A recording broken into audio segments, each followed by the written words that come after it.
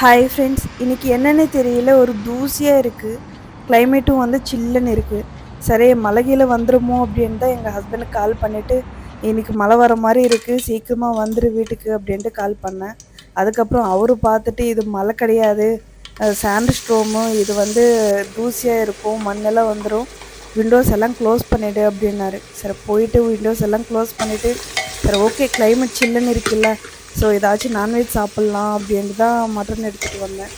So என்னோடய ஸ்டைலில் பண்ணலாம் அப்படின்ட்டு ஆயிலு, பட்டை, லவங்கம், ஆனியன், டொமேட்டோ, இஞ்சி பூண்டு பேஸ்ட்டு எல்லாமே வதக்கிட்டு, அதுக்கப்புறம் மட்டன் போட்டு தேங்காய் பால் இருக்குல்ல, அது மிக்ஸி கரைச்சிட்டு தேங்காய் பால் ஊற்றிட்டேன்.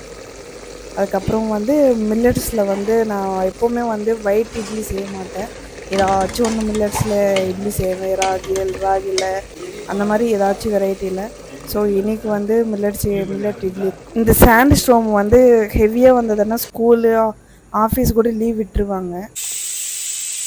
Okay bye. இந்த வீடியோ பிடிச்சிருந்தா லைக் பண்ணுங்கள், ஷேர் பண்ணுங்கள், சப்ஸ்கிரைப் பண்ணுங்கள்.